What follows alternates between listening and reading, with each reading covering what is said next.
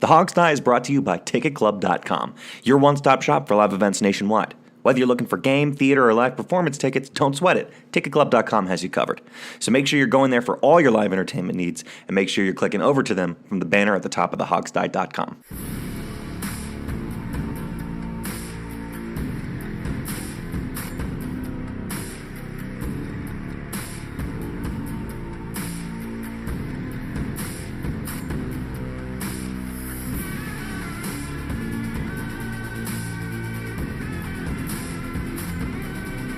By fans, for fans, the Hog Style. And now, here's your host, Sean Conti.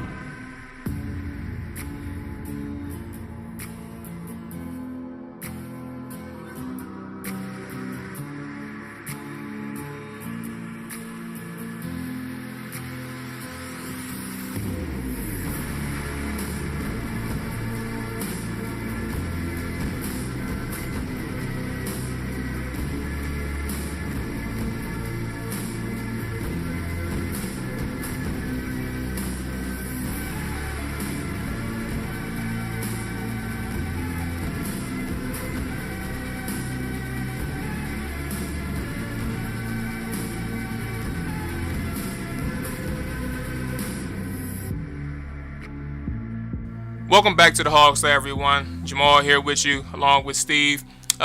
Look, I know this isn't all 32.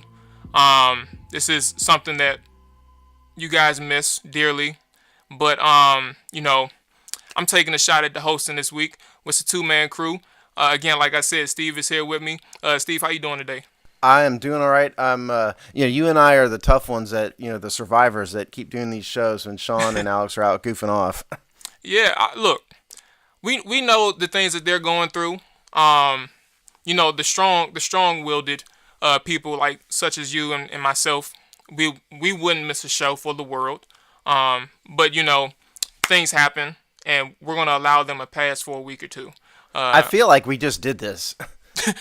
Probably. Well, shoot, Alex has missed 2 shows in a row now.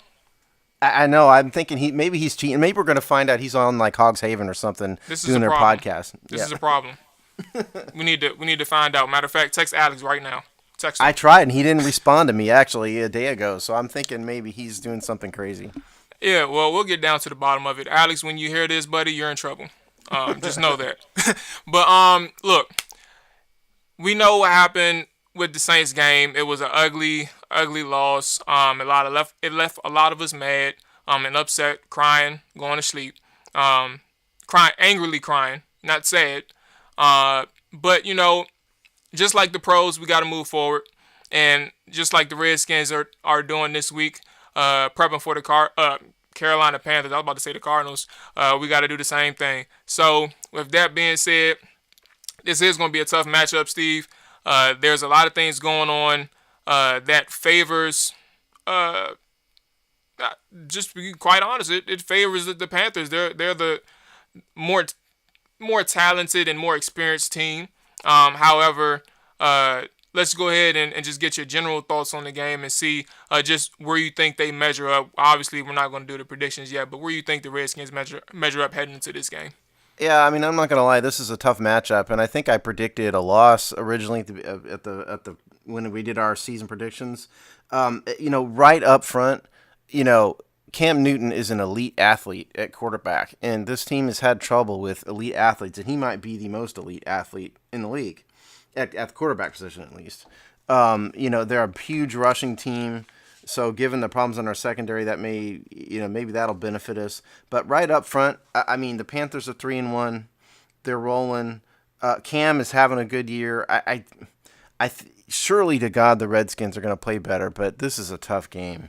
It really is. Yeah, and that's one of my concerns. A lot of people that we interact with via the Hogstyles Twitter account and my own personal account.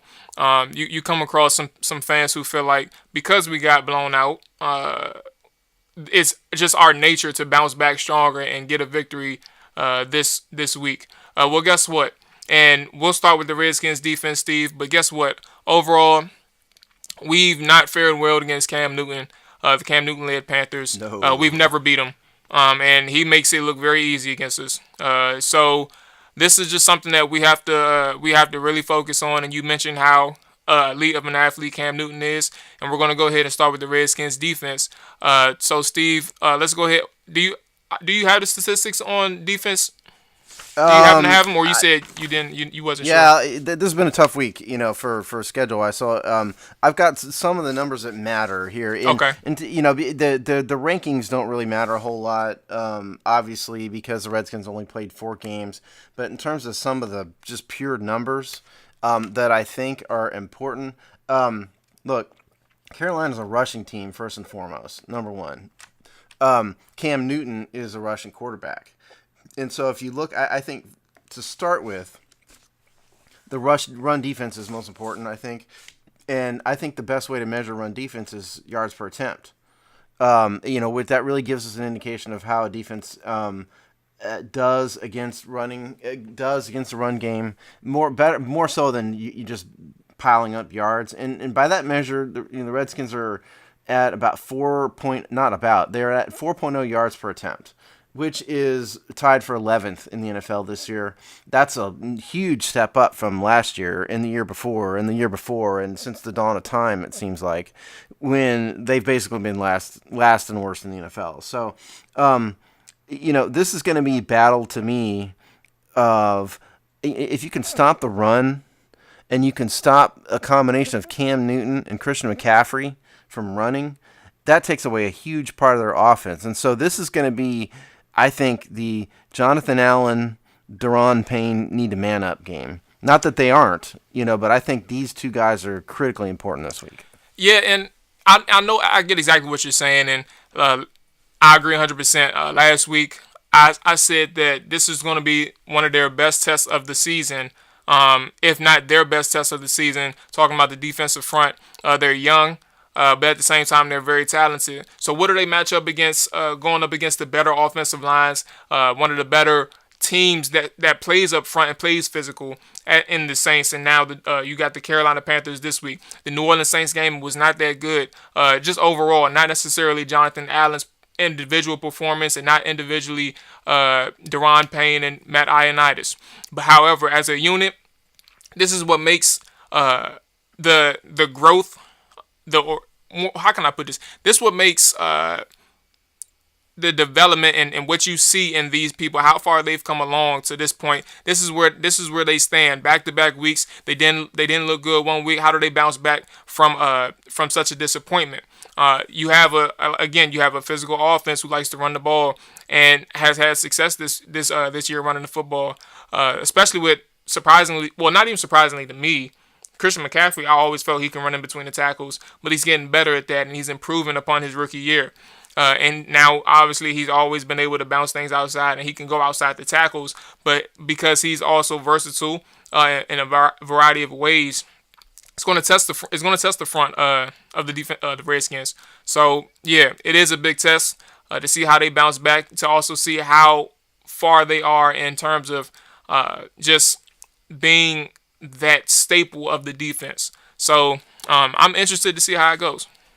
Yeah, let's give the people some flavor of what Carolina does. And you're right in saying I think that Christian McCaffrey's gotten a lot better this year. He was more of a running or of a passing threat last year really than he was a between the tackles threat. But this year, I mean, he's averaging over 5 yards a carry. Which is 7th in the NFL. So he's really doing it, and that's on the ground, and he's contributed another almost 200 yards in the air. So, I mean, he is becoming, I think, the complete back that everybody thought he would coming out of college when he really didn't show that last year. And then Cam himself Christian has 36 carries. Christian has 63 carries. Cam has 36, which, if you do some basic math, comes out to about 9 carries a game. And so you're going to see Cam do keepers about 9 or 10 times a game. Some of them are going to be read options, but they don't do a lot of that. Sometimes this is just the quarterback hitting the A gap. I mean, Cam is big enough that he does it. Yeah, exactly. QB power. Cam is big enough that he does that. And he's averaging over 4.5 yards per carry himself. But the thing about Cam this year that's different from last year and the year before is that I realize we're only in game 5, and because Carolina's only played that. Yeah, they had the bye week the same week. Yeah, but Cam's numbers are so far on a par with his All-Pro year, which is 2015. He's completing passes at 65% clip this year. His quarterback rating's up over 90. It hasn't been that high again since 2015. He's at 93 this year. Whereas the past 2 years, his completion percentage was down. His quarterback rating was down. Threw a lot of interceptions. And this year, that's just not the case. His interception percentage is down. He's got a better receiver, a guy that he likes in Devin Funchess. Their main target has always been the tight end Olsen before. Olsen's been out with a broken foot, and he's coming back this week.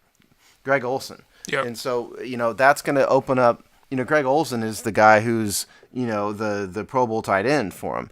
And so I think that this is a little bit different, a little bit better Cam Newton than we've seen before, which doesn't bode well for us. Yeah, that's true. And the 2015 version of Cam, we met full force in Carolina that year. It got ugly pretty quickly.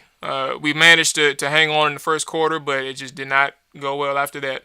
And the type of quarterback that Cam Newton is, I'll put it this way. Preston Smith got ran over by Taysom Hill in the Monday Night Football game on a design QB run. He'll have plenty of opportunities to redeem himself against Cam Newton this week, who's also a much bigger and stronger quarterback and also faster. Well, I don't know if he's faster. I ain't going to lie to you. Taysom is pretty fast. He's probably, but Cam's got some speed himself. Yeah, you may be right. Cam got some speed, but I'll give him that. However, the point is, these outside linebackers, they'll have plenty of opportunities to make plays on Cam Newton beyond the line of scrimmage or at or near the line of scrimmage as well. Cam Newton is a guy who likes to bounce outside the pocket. He's also become better over the years at throwing inside the pocket. However, his bread and butter is escaping the pocket. And if there was any type of game in which you needed the edge rushers to complement the interior pass rush, this is one of those weeks. You have to get home. Again, we said it last week. Their front seven, or the Redskins front seven, the defensive line in general, sending pressure with 4 people is just something that you have to trust. This is what worked for you so far in this season. You don't give up on it just yet. But this is another game in which these edge rushers have to step up. Ryan Kerrigan, Preston Smith. These are games. First off, a guy who's in his contract year is performing beyond a satisfactory level. It's unbelievable to this point in the season. The production or lack thereof that Preston Smith has displayed so far.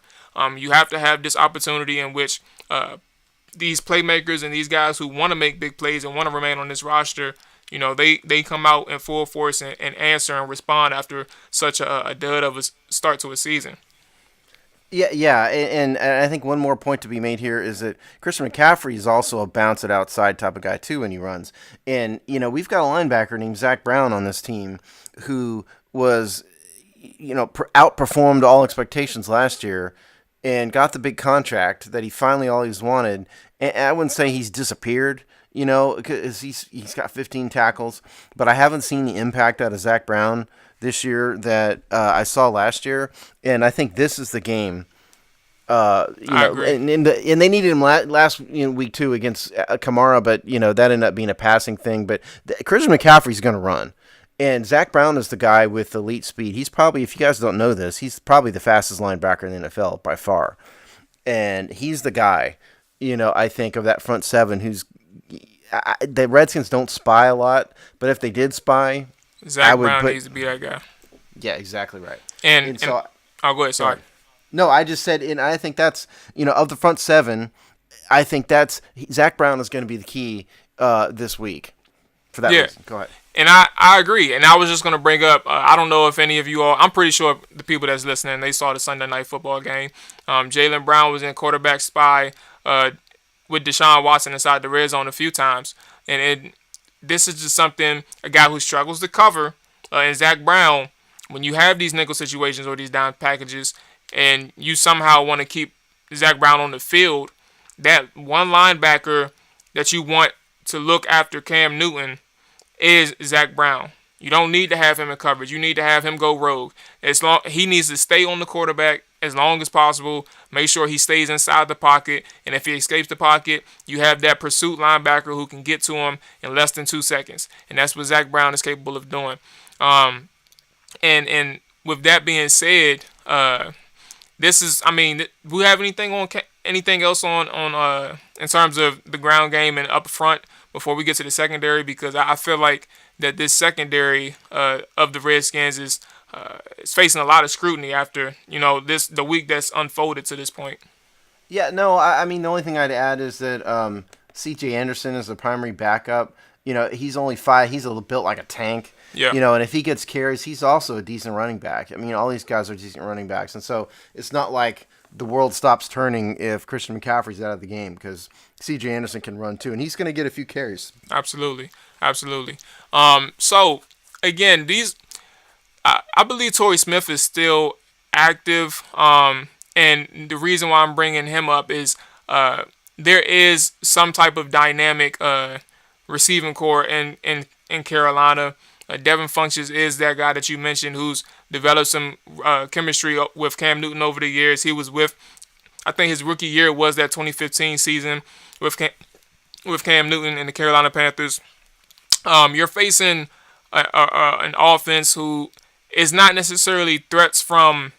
They're not an elite receiving core, but they mesh well with the type of quarterback that Cam Newton is. And you have Greg Olsen. We know who Greg Olsen is. We've witnessed him over the past 2016 and 2015. We've seen what Greg Olsen. Greg Olsen. Greg Newton. Yeah, there probably exactly. Is a Greg Newton. Yeah, probably is. But we've seen what the two can do to the Redskins, and that's just something that we have to focus on. What is your biggest concerns, if they are any, in terms of? I mean, the biggest concern for me, obviously, is the secondary has got to not look like a high school JV team. Number one. I mean, the number of, I don't know how much film you've watched since Monday of the Saints game. I watched a little bit of it.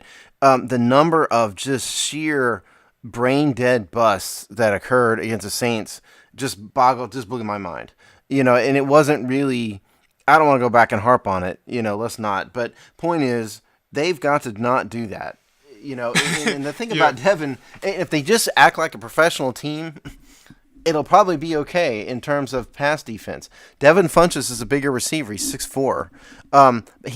He doesn't have a huge amount of speed. And so this is a guy that Josh Norman, in spite of the height, I think can get well, quote unquote, if you want to use that term, against to a certain extent, because it's the small, speedy guys typically that he has problems with. And so, Cam's guys this year have been Funchess, Jarius Wright, Ian Thomas, and Torrey Smith. Funchess got 28 targets, Wright 19, and then Thomas and Smith 16. And primarily that's because Greg Olsen hasn't been in since week 1. But those are the 5 guys. So he does have weapons. But I don't think this is a receiving core that the Redskins should be overly intimidated over if they just don't make dumb mistakes like they did last week. Yeah, I agree. It comes simply down to communication and staying disciplined. And again, we've harped on Norman a lot. He's been the scapegoat this year. Actually, I'd say this year for the defense and any type of breakdown in the secondary. But last week, specifically against the Saints, he was the scapegoat. And we know what goes on with Norman. He has a big week to redeem himself. He got benched coming out of the second half for a series. This is just something that when you look at Norman, it's a wake-up call. But the question is, does he really care? And the question of does he really care is something that's very important, because these are things that, just to give a little background of who Josh Norman is to this point as a Redskin, he got his big money deal when he came here. He started looking towards broadcasting. He's actually done some analysis with Fox, I believe. He's done Dancing with the Stars. He's looked at other outlets outside of football for the sake of his post-football career. And this is just something that when you look at what he's doing on the field, we know that he's there 100%. But the question is the effort not? I mean, his mental is there, but is the effort? Does he really care if he gets beat? I mean, does that really matter to him at this point? I don't know if it does or not. And a lot of people are questioning that. A lot of people already believe that he's not the number one corner on this team anymore. That ship is sailed and it's gone to Quentin Dunbar now. So this secondary in general, starting with Josh Norman, the person who makes the most money on this defense, he's the guy who has to lead the charge. He's the guy who has to set the example in the secondary. But it does come down to communication overall at the end of the day, and staying disciplined. And I think that's what will simplify things and make things much more easier on this defense if they can just stay disciplined. Yeah, absolutely. And I just want to make it clear that Josh Norman was not the sole offender last week. Yeah. Fabian Moreau didn't have a good game. Quentin Dunbar blew one or two. DJ Swearinger, didn't have the greatest game, in the world. And in terms of what Carolina has, Torrey Smith is their speed guy. Really, Torrey Smith and Jarius Wright both are speed guys. They run, 4.4 sub 4.40s. They can go deep.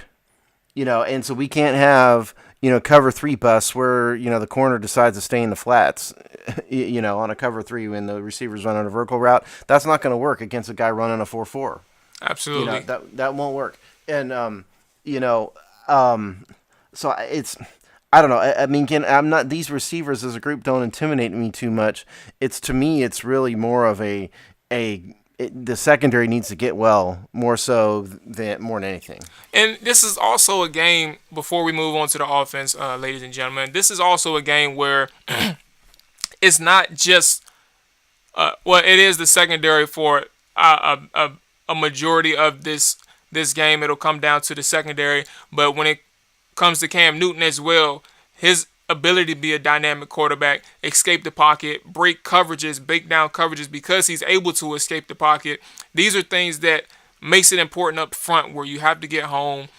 You have to create an interior pressure. You have to make sure that Cam Newton can escape the pocket, because when he escapes the pocket or even finds the check down, which is what you prefer, you have to make the tackle when it comes to Christian McCaffrey, but you don't want him escaping the pocket and extending plays beyond its natural 2 to 3 seconds. You need to make sure you get home to the quarterback, or you need to make sure you cause a disruption if you can't get home, because Cam Newton will make your day long, and he's done that in each and every game that we've played against him. We struggle against mobile quarterbacks. He's no different. He's the prime reason why we struggle against mobile. Well, he's a prime example of why we struggle against mobile quarterbacks. So it comes down to cohesion and also execution from the top of the defense to the bottom of the defense, and that's up front to the secondary. Yeah, I think Cam Newton is sort of what the Reds, a bigger, taller version of what the Redskins hoped Robert Griffin was going to eventually become. Yeah, absolutely. And it just we're not going to relive that nightmare, but that is what the Redskins hoped, and that's what Cam brings. And I think this week the return of Greg Olsen brings a whole nother level to it, because you have to pay attention to Greg Olsen. The linebackers cannot let Greg Olsen run free. This guy is a Pro Bowl tight end. And he's been that for years and years and years. And so you can't have linebackers so focused on Cam Newton that they just let the tight end, be free in space. So I think his return brings a little bit different dynamic than what the previous 4 opponents of the Carolina Panthers have seen, which makes it all the more tough. But to me, if you want to summarize it, if you can stop Carolina's run game, they're going to get the yards. But if you can limit their effectiveness, if you can limit their effectiveness, I think that's your best chance to win, in my opinion. Yes, Cam's been better in the air, but if you want to gamble, I'd rather gamble with Cam throwing the ball than Carolina averaging 5.5 yards a carry against us and running the ball 40 times a game. I agree. Okay, so let's go ahead and get to this offense now. Steve, you going to hit us with the stats that we need to know before we move forward? Sure. in terms of rankings, again, the rankings, I published the rankings in the game preview, but they're really not. The rankings aren't valuable this week again because there's so few teams who had their buys. But we can nonetheless, let's go over some basics here. The Redskins ground game, primarily courtesy of the New Orleans Saints, in terms of its effectiveness, has really been limited. They're only averaging 3.9 yards on the ground now. And that's with obviously with a high amount of carries. They've got 117 rushing attempts, and so straight off the top of my head, that's about 30 carries a game. Approximately over 4 games. That's a decent amount of carries, and if you're going to have that many carries, you got to average more than less than 4 yards a carry. That really limits what you're going to be able to do. And we said this the other day on the wrap up, but I think that at some point the Washington Redskins, in order to be good and have a quality passing game, have got to get away from Chris Thompson being the only weapon in the passing game. At some point, one of these receivers has got to become a legitimate target. And the reason why that's important is it opens up the offense. It opens up the offense in a way that just hasn't happened so far. And yes, I mean, Carolina, decent defense, but I mean, they're not burning the place up, this year. They have in years past. Their quality on third down conversions, defense, 5th in the NFL in third down conversions, but they're terrible in the red zone. They're 31st in the NFL in red zone defense. Their run game, the opponents are averaging 4.6 yards per carry against them, which surprised me a little, given that it's Carolina. But I mean, so I think a combination here is, as I say every week, you got to get the run game going. Adrian Peterson looks like he's going to be healthy, but this offense just has to be more dynamic at some point. Otherwise, it's just not going to work. And I agree. The biggest thing with this offense, and again, we stated in the post game for the Saints, this offense needs to have a lead, and the way you get this lead to be more effective, you have to establish a ground game, like you said, Steve. And this is just something that it's hit and miss with this team. And the losses, you barely had. I don't even think you had more than 15 attempts in the losses. Right.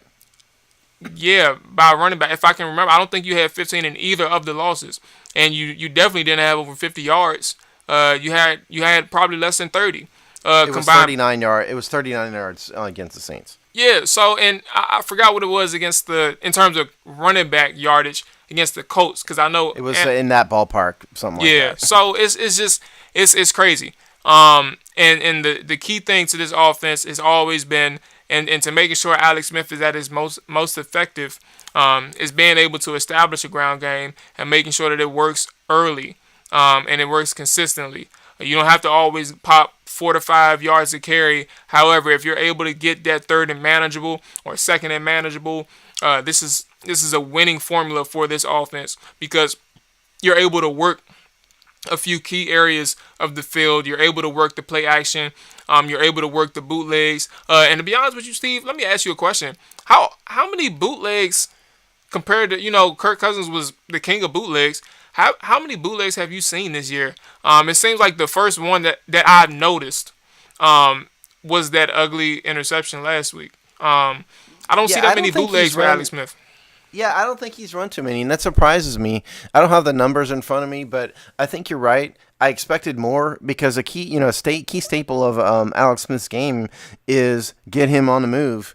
Get him moving, and other teams have done that with him. And why the Redskins aren't doing that, I don't know. It's a bit of a mystery to me. Yeah. So with that being said, just making sure that this ground game controls everything with this offense. However, when you do drop back to pass, you have to understand what your number one weapon is. You have to work harder throughout the weeks to find a way to get Reed active early and often. And I think last week was a display in which they don't want to ever do again with Jordan Reed healthy. You don't want to waste any time with him being on the field, especially when he's healthy and good to go. With that being said, I think they focus a little bit more this week on getting Reed active and making sure that he's involved early and often. Well over 8 targets this week, maybe 10 plus, just to be on the safe side. But with that being said, I think that Jordan Reed is the focal point of this offense, and they need to work a little bit harder to make sure that they scheme him open. Jordan Reed can get open with his route running alone. However, when the coverage tries to force you another way, you need to find a way to still get him open, and make sure that Alex Smith does not take his eyes off of Jordan Reed when his progression starts taking place. Yeah, and let's talk a little bit about the Carolina defense, because they have quality players on defense. I mean, in terms of linebackers, let's start there. I mean, Luke Kuechly Thomas Davis is coming back this week too, right? Yeah, that's what I was about to say. I mean, they were getting Thomas Davis back. He's not been in there. Thomas Davis is a quality linebacker. Shaq Thompson, is a quality linebacker, fast. Luke Kuechly, obviously, all pro. And so when you have guys like that, it becomes all the more important for Jordan Reed to have a good game, be involved in the offense, because he might have a tougher matchup against guys like that. And I also like to point out, Julius Peppers, who at this point is like Old Man River, it seems like. He seems like he's been around forever. Yeah. I mean, he hadn't had a sack this year. I don't know why that is, but he's still, the dude is an elite defensive end. He must have trained with Preston Smith this offseason. yeah, it must be it.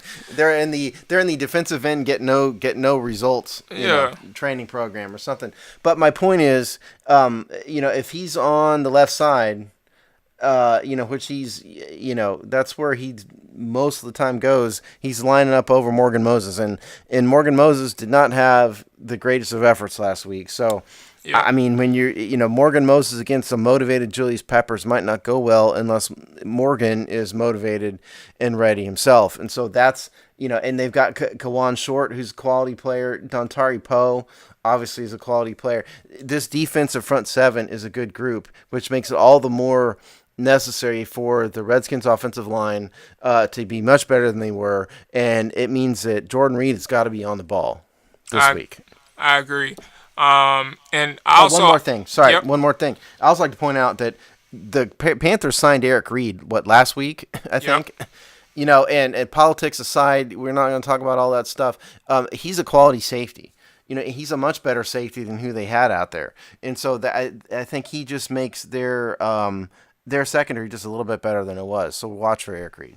I agree. And I forgot to mention when I was talking that I do agree with your point about not going so quickly to Chris Thompson and making sure. I mean, obviously he's a big part of this offense. However, he's a running back. And he is more so the receiving threat out of that backfield. However, you have receivers who can pose as weapons. You have ways to get these guys the ball. You have a Jamison Crowder. You have a Paul Richardson. I don't know what his health status is. Did they give an update for Paul? Like keep talking. Give me a second. I'll pull it up.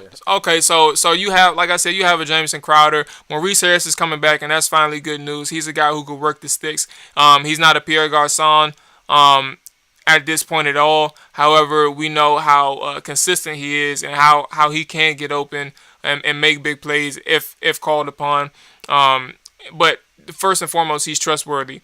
You have these guys who, again, this unit is not that great of a unit. However, if you can work individual matchups, if you can scheme to the point where you know on a certain play you can take this shot here and there, or maybe if Jordan Reed or Jamison Crowder, your first read isn't open, you know that Maurice Harris is going to work that comeback. He's going to get to the sticks on time, so you can throw a timing route to the outside of the hashes. So these are receivers that you can really work throughout the course of the game. But again, Chris Thompson should be used sparingly in terms of the passing offense. Is not necessarily should be your number one and your go-to throughout a game. He should not be having 8+ targets a game. That's not healthy for your offense. That more so backs up the notion that people think that Alex Smith is a check down Charlie, the infamous term, and you don't, and not for the sake of Alex Smith, but you just don't want that for your offense because it just proves that the ball is not being pushed down the field, and you need to be a little bit more effective than giving the ball to your running back at least 8+ times during the passing game. Yeah, and the reason why you don't want your running back getting that many reset targets a game is that at some point the defenses are going to stop respecting your passing game and they're going to bring their safeties up and just go man. Yep. And then once you've got 8 guys in the box, it becomes a lot harder to run, and that's what we've seen. What did the Colts do? I don't think they didn't respect us from the get-go. No, they didn't. But in particular on defense, that's exactly what they did. Yep. It didn't go well. Now, in terms of injuries here, we'll just run through this real fast. This is as of the Wednesday update. Now, the Redskins, because I don't know why, I don't have a good explanation for this, but the Redskins had a walkthrough on Wednesday, which kind of blew my mind because, to me, I mean, when you suck it up, you need. Do you want to talk about that?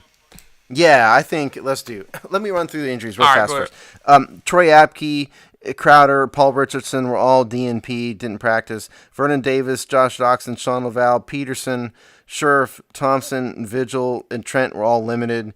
And then Zach Brown, Colt McCoy have the never-ending oblique and right thumb injuries that never seem to heal. Monte Nicholson, Josh Norman on the injury report. In terms of Adrian Peterson, Paul Richardson, Jay Gruden did not say much about their status. He just said something like they're being evaluated, and that was it. So we really don't have any more to go on. We've heard through the grapevine that Peterson, I think Mike Jones reported this, and somebody came to us and mentioned this too. It looks like Peterson's going to play. So at the end, the shoulder is apparently not quite as bad as it could have been. So that's that. But yeah, let's talk about practice. You played football in high school, Jamal, to a certain extent. I remember when we had bad games, and we had a few because, we weren't the greatest team in the world. The first practice after the game was the hardest one. You want to kind of get these guys a little beat. You want to beat these guys up a little bit and make it a little bit harder on them. Yeah, it's a punishment.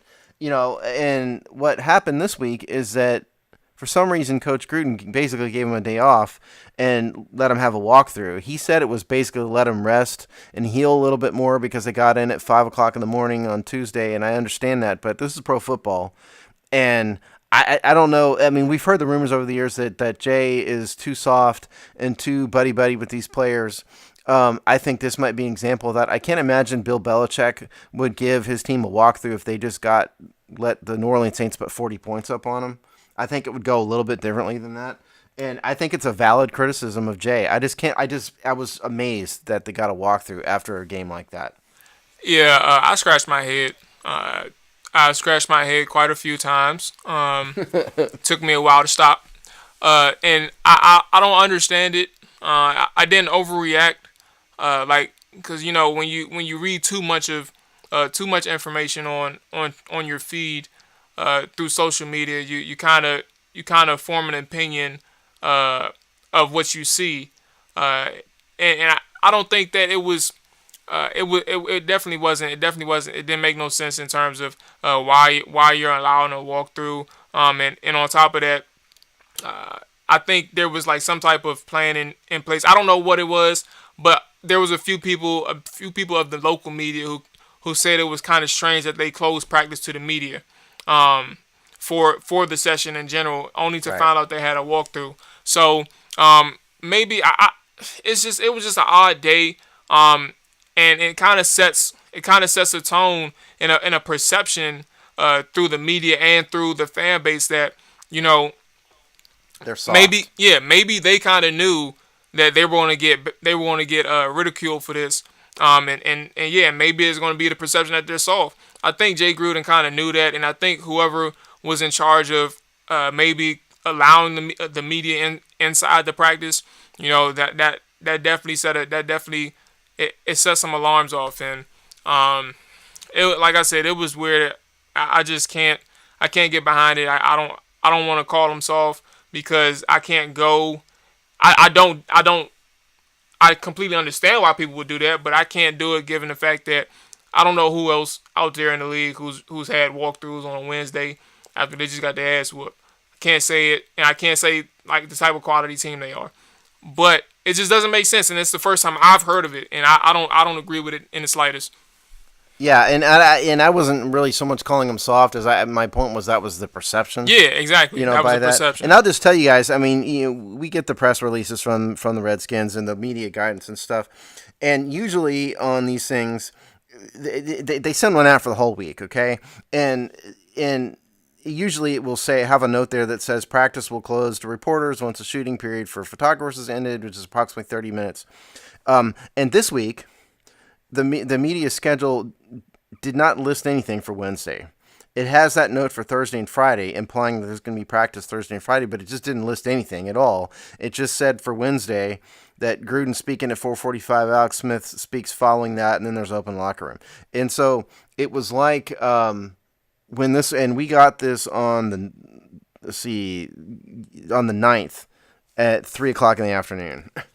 4 o'clock in the afternoon DC time. So it's like the Redskins sort of didn't want to say what they were doing, or they hadn't decided or something. I don't know. I mean, we shouldn't harp on that too much, I guess, because, if it works, it works. If it works, Jay's a genius, I guess. Look, just give it another week until they lose. They'll be saying he needs to get fired again. So can we address that? Yeah, I mean, go ahead. The people out there who are calling for Jay Gruden to be fired, you need to stop, okay? That is absurd. No, absent the coach being charged with murder, or snorting lines off the table, as happened with who was that last year?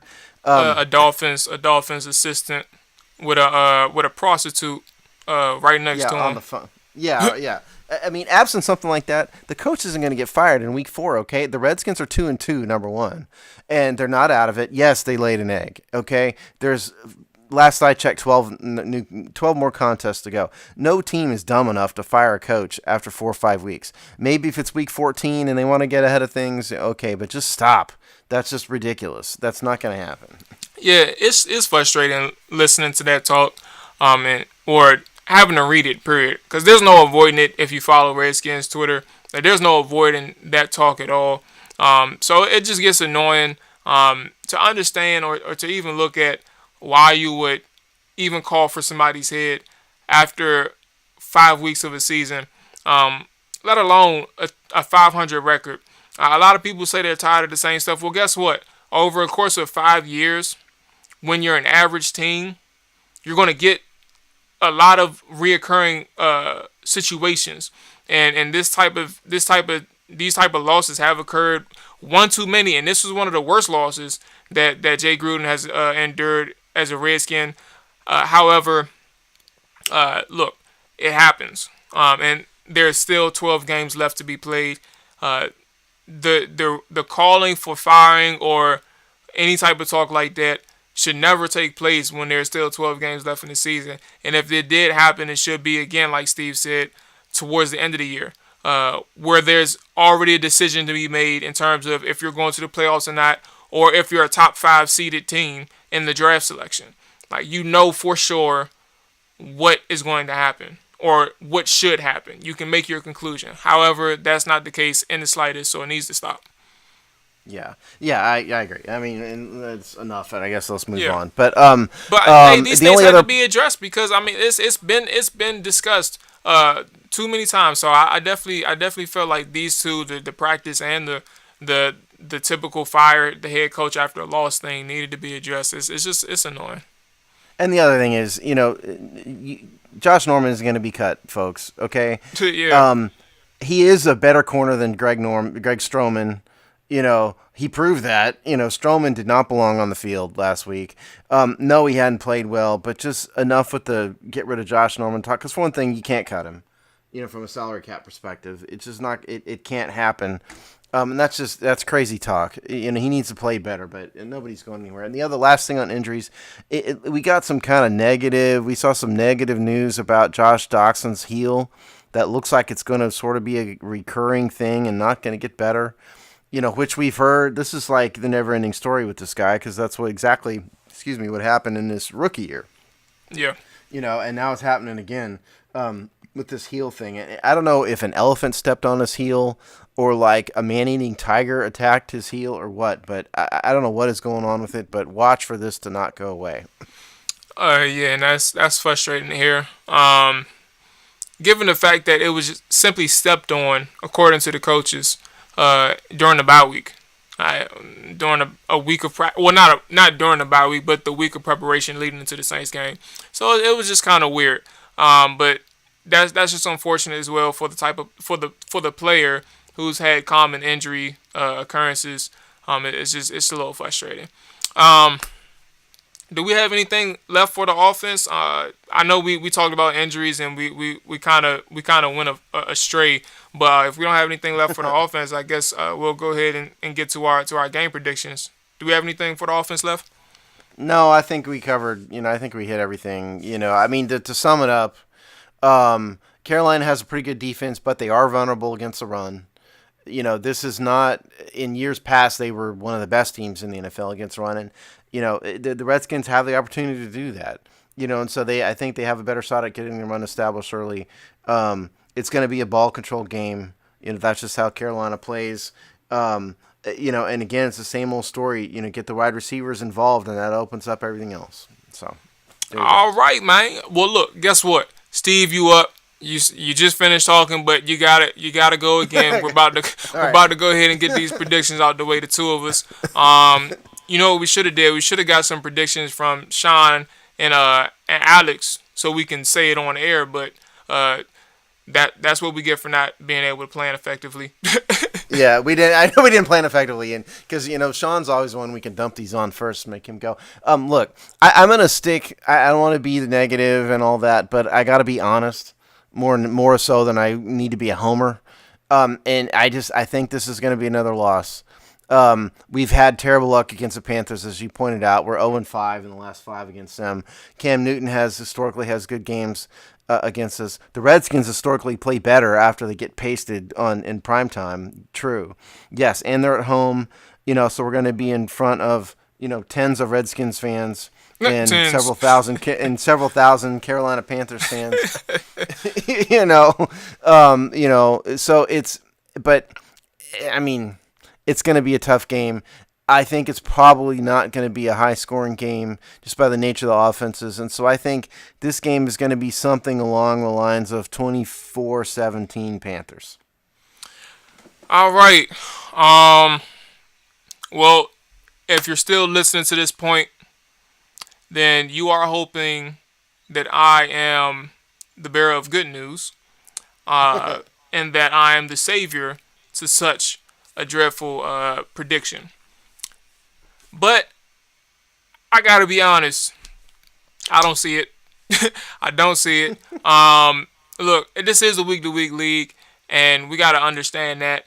However, a lot of people don't realize this history thing does follow us well with these quarterbacks. Historically, Cam Newton has had no problem playing against us. And we struggle against mobile quarterbacks. Look, Aaron Rodgers was on one leg and he was still getting escaping the pocket and scrambling for first downs on one leg, hobbling. This is just something that we struggle against for whatever reason. And I think that regardless of how good the defense has, or how good or how much they've improved throughout the year, I don't think they'll be able to account for Cam Newton the entire game, and I definitely don't think the offense will be able to keep up per se. Even though you had the Giants offense put up 30 on them, those type of weeks happen, and I won't count them out in terms of being able to keep up with the Panthers offense, but I don't think they'll be able to do what it takes to get them over the hump this week. I think the Carolina team will be the better team this week. So with that being said, since you went 24-17, I think I'll just go down 1 point, 23-13. I'll go Panthers, 10-point victory. Well, there you have it. So neither one of us are positive about this game, but I think it's more important to be honest than it is just to be a homer. I mean, we've got Larry Michael to be the homer. Larry's going to predict a win, but you come to the Hog side here, honesty and analysis is the best we know. And hate to say it, but that's the way we see it. Yeah. And again, we like to be proven wrong. We are Skins fans at the end of the day, but look, gotta keep it honest with you. So these are things that just comes with the territory. Grill us if you want to at the Hog style. Take your anger out on Steve, and he'll deal with it. So yeah, I'll be all right. I promise. Right. So with that being said, if you ain't got nothing else to say, Steve, we're gonna let these people get back to their daily work day and prep for this Skins Panthers game. All right. Later. All right. Well, it's been real. If y'all want me to host again, I don't have a problem. Just ask me nicely. I'll be around. Sean, if you're around, if you hear this, yeah, don't be jealous if they pick me over you. You know what I'm saying? We're still friends. Sean's gonna get fired. But no. Anyway, it's been a pleasure. Thank you all for listening, and we will talk to you after the Panthers game.